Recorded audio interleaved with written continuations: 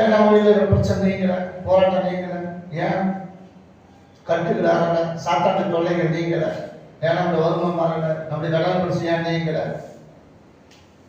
தேவனுக்கு கொடுக்க வேண்டிய இடத்தை நான் மனசையில ஃபில் பண்ணல. ஆனா அவர் யார்? அவரு அபிஷேகம் பண்ணினவரை ரட்சிக்கிறார் என்பதை இப்பொழுது அறிந்து இருக்கிறேன்.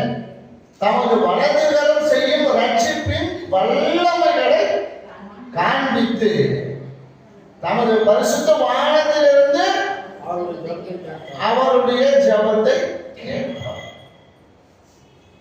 அபிஷேகம் பண்ணினுடைய ஜெபத்தை என்ன செய்யற? கேட்கிறார். ரட்சிக்கப்பட்ட தேவனுடைய பிள்ளைகளுடைய ஜெபத்தை என்ன செய்யற? கேட்கிறார். அவருடைய வாழ்க்கை வாழ்கிற அவருடைய ஜீவியத்துல இன்னும் அதிகமாய் கத்தரோடு கூட எழுதி இருக்கிற பிள்ளைகளுடைய ஜெபத்தை என்ன செய்யறாரு? கேட்கிறார். கேட்பார். அப்போ ஜெபத்தை அவர் கேட்காதவர் அல்ல, அவர் தள்ளாதவர் அல்ல. அதுக்கு நம்ம என்ன செய்யணும்? ஜெபம் பண்ணணும். ஒரு நாளைக்கு எவ்வளவு நம்ம ஜெபம் பண்றோம் சொல்லுங்க.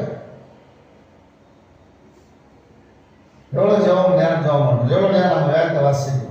அப்படி ஒவ்வொரு நாளும் சமூகத்தில் ஒரு மணி 40 நிமிஷம், ஒரு மணி 40 நிமிஷம் கர்த்தர் சமூகத்தை நாடுகிற பிள்ளைகள் குடும்பங்கள்ல ஆசீர்வாதம் போராட்டம் ஓடும். ஆசீர்வாதம் என்ன இருக்கும்? என்ன செய்யும்? அது செம்மையானதா இருக்கும் அப்படின்னு சொல்லி என் ஜனங்கள் தங்களை தாழ்த்தி ஜெபிக்கும் பொழுது, அவருடைய முகத்தை தேடும் பொழுது, பொல்லாத வழிகளை விட்டு விலகும் பொழுது, அவருடைய குடும்பத்தில வேலையில தொழில வியாபாரத்துல தேவன் சேவத்தை கட்டளைன்னு சொல்றாரு. அல்லேலூயா. அப்போ வாழ்க்கை வீட்டுல குடும்பத்துல உங்க பிள்ளைகளோட வியாபாரத்துல கையில் பிரயாசத்துல அவர் சேவத்தை கட்டளையிட வேண்டும் என்று சொன்னால் நாம என்ன செய்யணும்? நம்மளை தாழ்த்தணும், நம்மளை அர்ப்பணிக்கணும், நம்ம ஜெபிக்கணும், அவருடைய சமூகத்தில் அமரணும், வேதத்தை வாசிக்கணும், வேதத்தை நேசிக்கணும். நாம் ஆண்டவர் நேசித்து நாம ஜெபிக்கும் பொழுது கர்த்தர் கிரியை நடத்துவார்.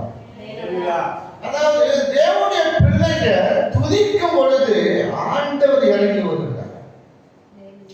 துதிக்கும் பொழுது ஆண்டவர் இறங்கி வருகிறார். அப்போ துதிக்கு நீ துதிக்கிற துதிக்கு நீ பாடி துதித்து ஆராதிக்கும் பொழுது ஆண்டவர் இறங்கி ஒன்றுதல் வந்திருக்கிறார். நீ ஜெபிக்கும் பொழுது அவர் சிங்காசனத்திலிருந்து அமர்ந்து கேட்டுக்கொண்டு இருப்பார். நீ ஜெபிக்கும் பொழுது அவரோட ஜெபிக்க